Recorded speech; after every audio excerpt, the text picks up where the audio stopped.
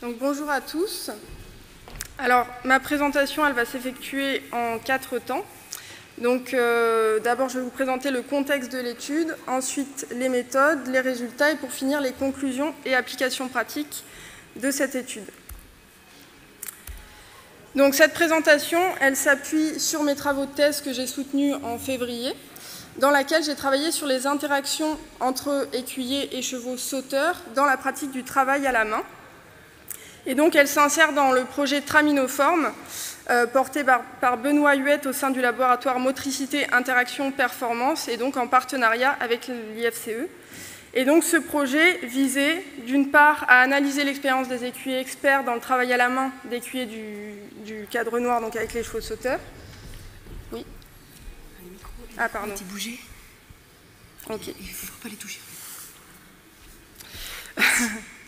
Donc ensuite, le deuxième axe, c'était d'analyser les situations de formation dans ce travail spécifique donc des chevaux sauteurs. Et puis, le troisième, de proposer des dispositifs de formation innovants à destination des écuyers en formation dans ce travail à la main. Et donc là, ma présentation, elle va porter sur le deuxième et le troisième axe. Et donc, juste une aparté, donc dans une étude précédente, j'ai travaillé sur le contact, et donc qu'on entend comme la connexion entre la main de l'écuyer et la bouche du cheval. Et donc j'ai montré que ce contact est une préoccupation centrale dans la pratique des écuyers. Donc, et que d'une part il est global, c'est-à-dire qu'il dépassait et ne pouvait se réduire à la relation main-bouche, parce qu'à travers ce contact, l'écuyer percevait des dimensions très fines de l'activité du cheval, de l'ordre de son impulsion, de son équilibre, de son humeur, que le contact était à un état d'équilibre précaire dans la dynamique d'une interaction, et que c'est le fruit d'un accord intersubjectif mobilisant la subjectivité du cheval et de l'écuyer, et que les bonnes perceptions de l'écuyer liées au contact ne peuvent émerger que s'il y a une confiance et une compréhension mutuelle qui se construit dans le cadre d'une relation longue avec le cheval. Et donc j'ai montré également que le contact était la manifestation de l'empathie sensorimotrice chez les écuyers et chevaux experts. Donc on a défini l'empathie sensorimotrice comme une disposition à agir, à percevoir chez l'écuyer et le cheval. Donc pour l'écuyer, ça se traduit par le fait de se connecter à ses propres ressentis corporels, ce qui lui permet de se connecter au cheval et de réguler et agir de manière adéquate et au bon moment.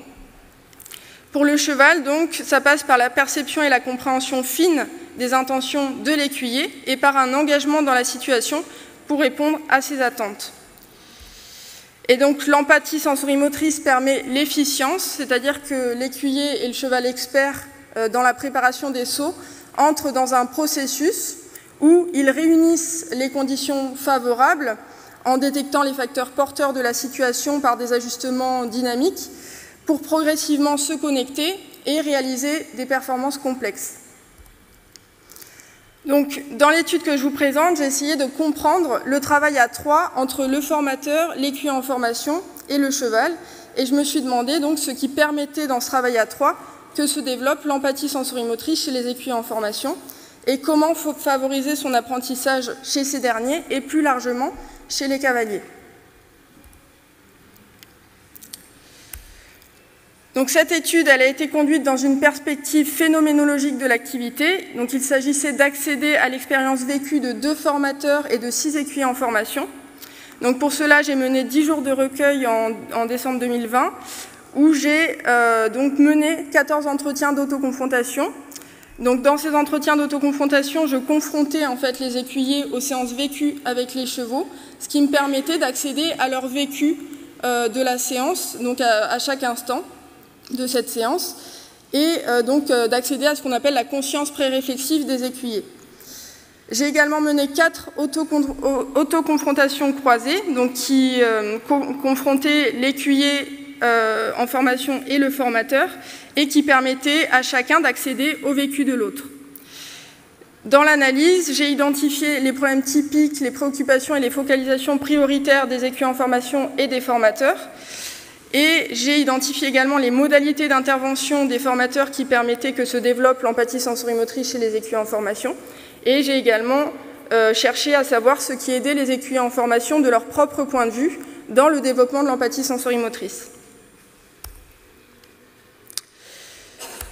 Donc l'un des problèmes typiques les plus emblématiques parmi tous ceux rencontrés par les formateurs est lié à la difficulté de faire sentir aux écuyers lorsque le cheval est franchi.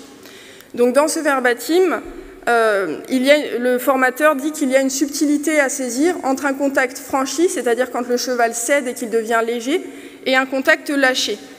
Donc l'écuyer dit que le contact lâché, c'est quand le cheval ne met pas ses muscles au service de la gestion de son équilibre, et ça se traduit par du vide au niveau de l'arène, mais c'est le même vide que quand le cheval cède. Et donc, selon les formateurs, la recherche de l'attitude d'un cheval franchi demande une expertise qui est difficile à acquérir et qu'ils ont à développer chez les écuyers en formation. Cette difficulté des formateurs, elle rejoint un problème typique rencontré par les écuyers en formation, relatif à la perception des bonnes sensations. Donc ce problème est globalement lié au manque de prise de bonnes sensations sur des chevaux classiques. Donc les chevaux classiques, c'est le nom que donnent les écuyers aux chevaux qui sont doués et expérimentés et qui permettent par exemple de faire sentir la sensation d'un bon contact ou d'un bon saut. Et donc là, Lucas, un écuyer en formation, rapporte ce problème. Il dit que tant qu'on n'a pas pris la bonne sensation sur un cheval dressé, on cherche quelque chose, mais on ne sait pas vraiment ce que l'on cherche. Pour faire face à ces problèmes typiques, les écuyers ont différentes modalités d'intervention qui aident les écuyers en formation. Donc l'exemple emblématique de ce que les formateurs peuvent mettre en place pour faciliter les bonnes perceptions des écuyers en formation en coopération avec le cheval, c'est quand ils appuient un mouvement du cheval demandé par l'écuyer en formation, donc comme sur la photo.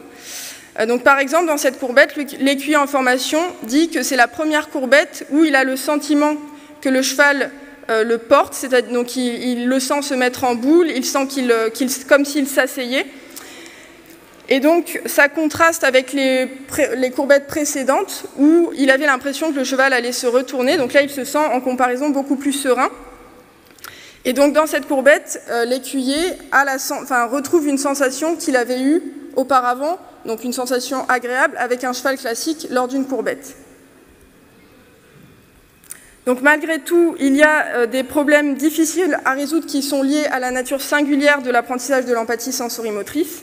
D'une part, ce qui fait la nature singulière de cet apprentissage, c'est que pour l'écuyer en formation, l'écuyer en formation a deux formateurs, à la fois l'écuyer et le cheval. Et donc ce couplage à trois semble complexifier les ajustements mutuels entre les acteurs, parce que chacun des acteurs a sa propre subjectivité sensorimotrice. C'est-à-dire que le formateur a son propre contact, l'écuyer en formation a également son propre contact avec le cheval, et le cheval peut être habitué à l'un des deux contacts. Malgré tout, la présence des deux formateurs est indispensable pour que se développe l'empathie sensorimotrice chez l'écuyer en formation. Et le rôle du cheval apparaît essentiel dans ce développement-là, puisque c'est grâce au cheval que l'écuyer perçoit donc l'impact de ses actions et qu'il peut ajuster ses actions en fonction de la conduite du cheval. C'est également le cheval qui lui permet de percevoir les bonnes sensations. Et donc, dans ce cas-là, on peut dire que le formateur coopère avec le cheval pour faciliter l'apprentissage de l'empathie sensorimotrice chez l'écuyer en formation. Donc, en résumé, l'empathie sensorimotrice repose sur le fait de savoir écouter son corps et celui du cheval pour agir avec à-propos. Elle est difficile à approcher parce qu'elle repose sur une activité interprétative, opportuniste, adaptative, voire improvisationnelle, et son apprentissage passe obligatoirement par un cheminement pratique dans lequel les écuyers deviennent plus attentifs, par exemple, aux possibilités de leur corps étendu à travers le cheval. Mais si c'est un apprentissage par corps, la formation mobilise aussi dans le guidage ou l'étayage de cet apprentissage le corps du cheval et le corps du formateur. Donc tout ce travail de compréhension de l'activité des experts et la difficulté de l'apprentissage et du développement de l'empathie sensorimotrice chez les écuyers en formation m'amène en lien avec le projet Traminoform à réfléchir à l'enrichissement de la formation des écuyers au travail à la main avec les chevaux sauteurs.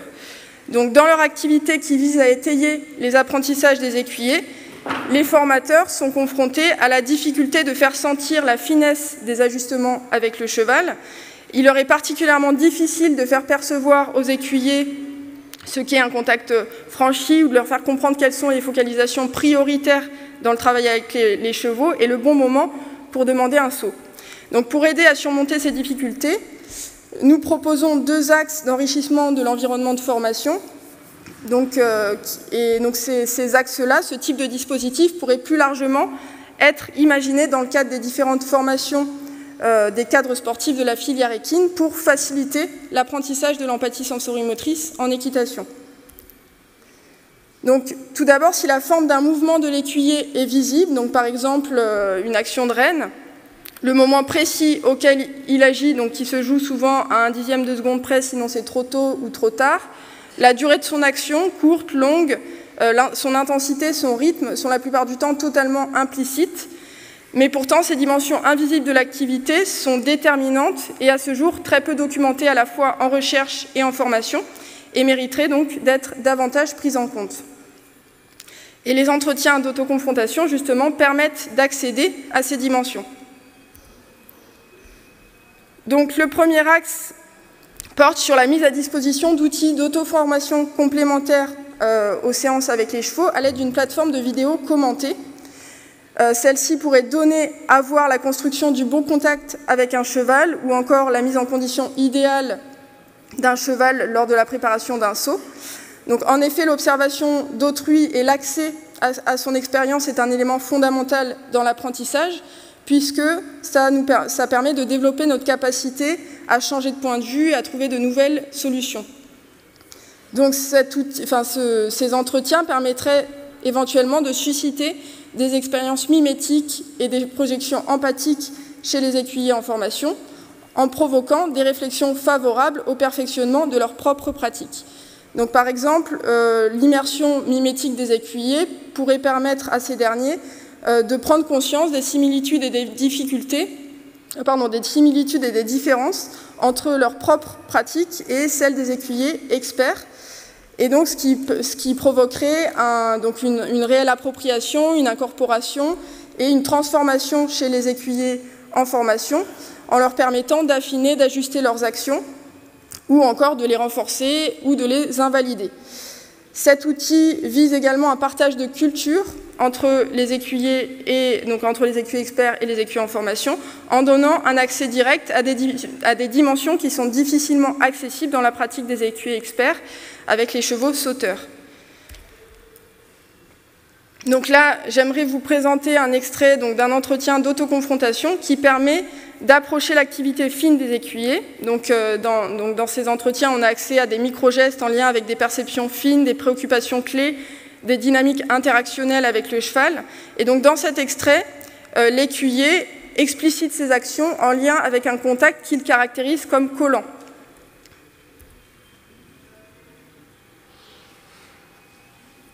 Là, demi-arrêt, parce qu'il colle à ma main à l'intérieur, donc j'ai un contact qui s'alourdit. D'accord. Dû à ce que je t'expliquais tout à l'heure, de l'épaule gauche qui tombe. Il reporte du poids sur l'épaule gauche, ce qui a pour conséquence de d'étendre le contact de la reine droite, ouais, dont j'ai absolument besoin, et d'alourdir celui de la reine gauche. Et là, je suis tout le temps, de toute manière, systématiquement en train de l'embêter, parce que j'ai trop de poids à gauche. D'accord. Alors quand je dis poids, c'est toujours pareil, c'est de la contraction. Ouais. Ça peut être un poids contracté, ça peut être un contact. Le contact, il peut être soit dur, soit collant, on pourrait dire des fois aussi. Collant. Collant, c'est-à-dire que tu le sens qui. C'est une espèce de, je dirais plus comme une résistance passive. D'accord. Un espèce de bloc qui n'est pas ni agressif ni rien. D'accord. À un moment donné, ou une forme d'inertie. Ok. Sur le plan, une inertie, que le contact collant, c'est ça. Il y a une forme d'inertie qui se met en place. Donc, dans cette perspective de développement professionnel, le deuxième axe envisagé porte sur la formation des formateurs aux entretiens d'autoconfrontation, afin qu'ils les utilisent avec les écuyers en formation pour accéder à leur vécu. Donc, en effet, la participation des écuyers aux entretiens au cours de cette recherche a induit chez eux, de leur propre point de vue, un développement professionnel en suscitant des apprentissages qui sont provoquées par l'explicitation de leur propre vécu. Les autoconfrontations croisées entre formateurs et élèves ont également induit un changement de posture des formateurs en leur permettant de sortir d'un registre prescriptif, essentiellement basé sur du conseil technique, pour aller vers un registre un peu plus compréhensif, basé sur une écoute empathique, qui part de l'expérience vécue des étudiants en formation. Donc ce type d'entretien a rendu possible des prises de conscience de la part des formateurs et des étudiants en formation, en permettant notamment de débloquer des situations difficiles lors d'épisodes de tension entre les formateurs et les étudiants en formation. Donc, par exemple, suite à une séance difficile entre un formateur et un étudiant en formation, l'autoconfrontation croisée en révélant à chacun des acteurs certains éléments du vécu de l'autre a permis donc des prises de conscience et de générer des apprentissages. Et donc l'utilisation de ce type d'entretien a permis de faire évoluer les relations entre les acteurs et d'ouvrir de nouveaux espaces de discussion. Et donc là, je vous montre un extrait de cet entretien entre l'écuyer en formation et le formateur, donc suite à cette séance difficile, qui a permis à chacun des acteurs d'entrer dans le monde de l'autre, ce qui n'avait pas été possible jusqu'à présent. Ça, c'est certain. Là, tu ne te vois pas aller sauter comme ça, il n'y a aucun problème. Mais je pense que tu peux passer des cavaloches comme ça, tu ne vas pas l'abîmer. Non, mais c'est pas ça, ouais. Non, mais quand tu parles d'un saut, tu vois, tu sens pas ton cheval fonctionner.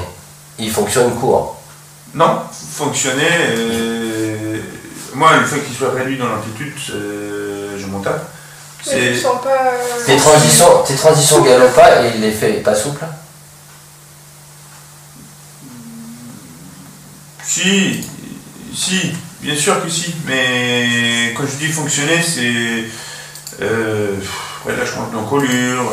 Oui, mais tu vas l'avoir, le relâchement. Après, on peut le travailler un peu plus longtemps que là-dessus, etc. Le contexte de la situation. C'est juste. Quand je le monte et que je lui fais ça, je le sens pas. Moi, je le sens pas ne pas fonctionner. Il a du mal à le faire, mais je le sens pas ne pas fonctionner. Alors, c'est marrant d'entendre ça. C'est ça qui m'intéresse. Là, ça... Donc ce qu'il faut retenir, c'est que l'équitation met en jeu une activité relationnelle subtile entre un cavalier et un cheval, et celle-ci se traduit par des ajustements corporels continus entre eux qui visent à maintenir un équilibre précaire et constamment menacé. L'empathie sensorimotrice est une disposition à agir et à percevoir par corps qui se développe à travers le temps pour le cavalier et le cheval. Et elle permet donc de comprendre l'autre, de le sentir, pour progressivement se connecter et réaliser des performances complexes. Les formateurs adoptent empiriquement différentes modalités d'intervention qui visent à accompagner la pratique des cavaliers et à favoriser le développement de leur empathie sensorimotrice. Ils rencontrent cependant diverses difficultés pour accompagner efficacement cet apprentissage du fait de la singularité et la subtilité de celui-ci. Et donc, dans cette contribution, je propose 2 axes d'enrichissement de la formation des cavaliers afin de faciliter leur apprentissage de l'empathie sensorimotrice grâce à un meilleur partage des expériences entre cavaliers experts et cavaliers en formation. Donc, le premier dispositif porte sur la mise à disposition d'une plateforme de vidéo commentée qui donnerait accès à l'expérience sensible de cavaliers experts. Et le deuxième porte sur la mise en place d'entretiens d'autoconfrontation dans lesquels le formateur aurait accès au vécu des cavaliers. Je vous remercie de votre attention.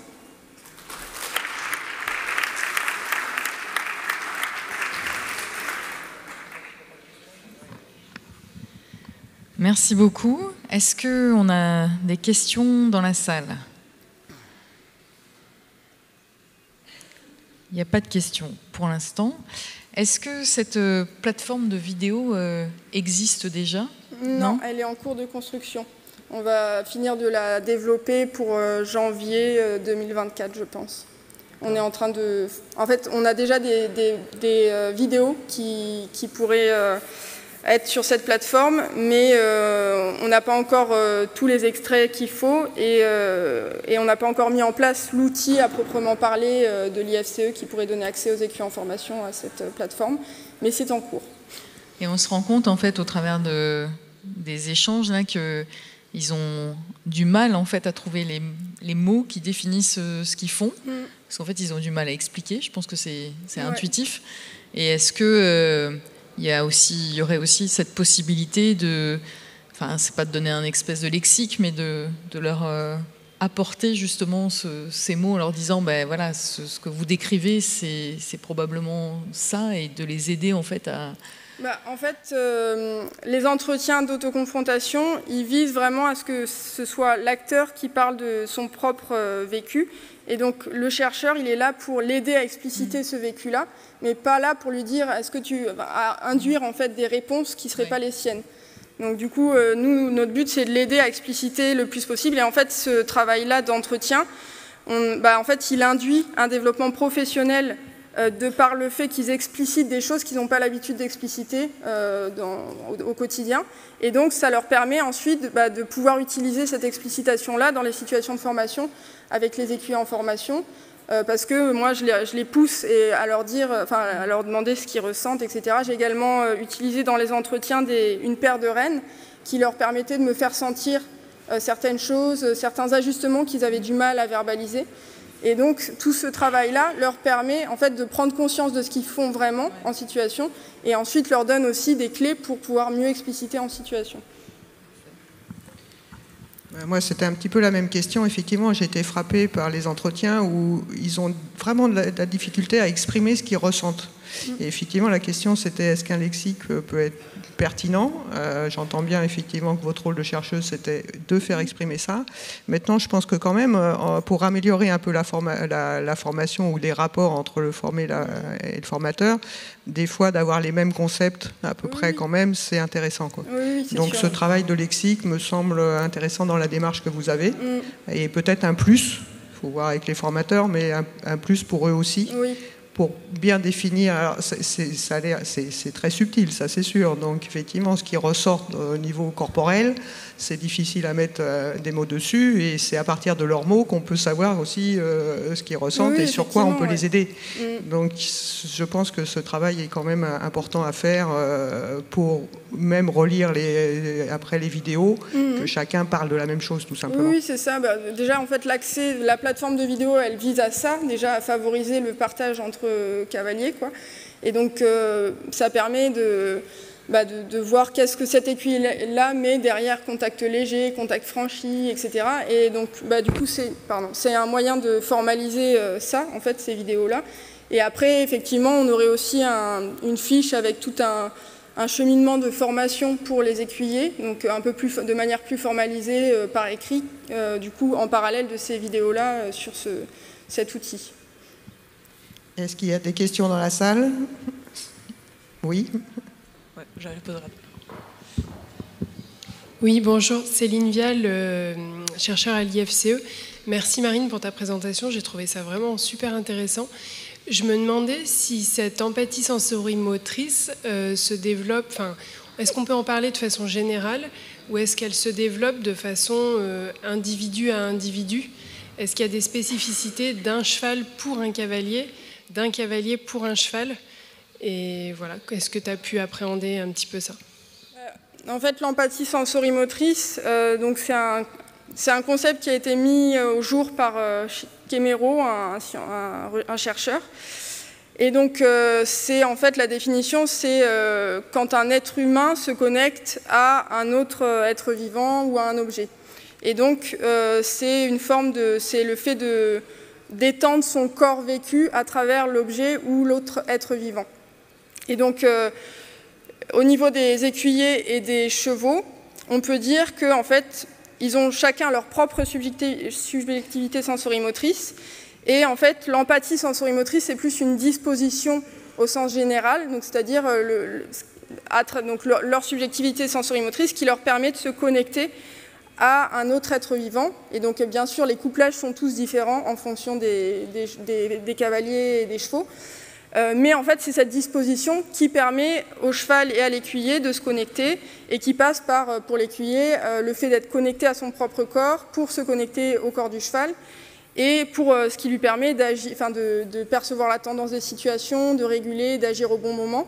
Mais voilà, c'est une disposition qu'on peut qualifier de générale, et après chacun a sa propre subjectivité sensorimotrice.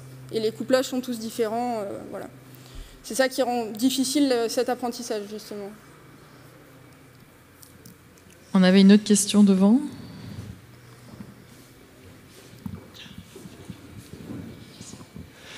Stéphane Pronos, l'ABO, merci pour la présentation. Au vu des difficultés à trouver les mots, je me demandais si dans d'autres pays du monde, le même type d'études était mené et si vous auriez quelques pistes justement pour aider au niveau vocabulaire, avec la traduction bien sûr en fonction du pays, mais est-ce qu'il y a des avancées par d'autres équipes dans le monde ? Par rapport à cette étude que vous menez, oui, très précise. En tout cas, notre approche, elle est assez particulière. Donc, il y a eu déjà en fait un travail qui a été mené en France avec l'attelage de haut niveau. Donc, avec la même approche, c'est-à-dire avec des entretiens d'autoconfrontation. Et donc là, ça visait à analyser l'activité experte en attelage. Et donc analyser aussi les situations de formation et proposer des dispositifs de formation. Et en fait, cette étude-là, elle a mis en évidence également le contact comme quelque chose une préoccupation aussi centrale du côté des meneurs experts, donc avec le cheval. Et donc ces entretiens, ils ont permis aussi à des experts qui avaient beaucoup d'années de pratique, mais qui avaient du mal à expliciter ce qu'ils faisaient à des gens en formation. Ça leur a permis donc de se rendre compte de ce qu'ils faisaient et puis d'expliciter également un peu mieux donc, les situations en situation de formation. Et donc, il y a eu des articles qui ont été faits là-dessus. Après, dans d'autres pays, je ne suis pas allée vraiment regarder ce qui s'était fait, parce que du coup, nous, comme je le disais, on n'est pas vraiment sur le vocabulaire, le lexique qui est enseigné aux cavaliers, etc. On est vraiment sur l'expérience in situ. Et donc, du coup, nous, on s'intéresse aux approches qui permettent en fait, d'avoir accès à cette expérience sensible. Une dernière petite question, Marine, merci beaucoup pour la présentation. Est-ce que les écuyers avaient déjà l'habitude de verbaliser, et est-ce que le fait de verbaliser ces sensations améliore la technique et leur apprentissage ? Leur propre apprentissage. Donc les écuyers quand même qui sont formateurs, ils ont l'habitude d'expliciter un minimum ce qu'ils font parce que c'est des experts et puis ils sont dans des situations de formation donc, quotidienne avec les écuyers. Mais par contre, ce travail-là, ça induit du coup un développement professionnel à la fois chez les écuyers en formation et chez les écuyers, de par juste le fait d'expliciter de façon plus fine ce qu'ils faisaient et des prises de conscience que ça induit. Par exemple, les entretiens augmentés qu'on a fait avec les courbes de mesure, ça a permis, donc on a fait des entretiens, ce qu'on appelle augmentés, des entretiens d'autoconfrontation. Donc on a pris des mesures de tension sur les rênes et les écuyers avaient accès aux mesures de tension qui étaient synchronisées avec la séance du cheval. Et donc ça leur a apporté des éléments qu'ils n'avaient pas connus jusqu'à présent. Et donc en fait, ces entretiens, ils transforment la pratique des acteurs parce que ça leur apporte même si c'est quelque chose, c'est une conscience préréflexive qu'ils ont, et disons que c'est pas forcément significatif pour eux si on ne fait pas ce travail-là d'autoconfrontation. Et donc ça induit effectivement des transformations. Certains écuyers, ils se sont rendus compte que de certaines choses dans les dynamiques interactionnelles avec les chevaux, et du coup ça les a amenés à changer des fois leur façon de faire, à tester de nouvelles choses, et ils m'en faisaient part aussi en me disant ça j'ai testé, il faudrait que je t'en parle, etc. Donc ça suscite vraiment une réflexion sur sa propre pratique qui permet une transformation en fait chez les acteurs. D'où l'importance de communiquer. Voilà, c'est ça. Merci beaucoup Marine. Merci beaucoup.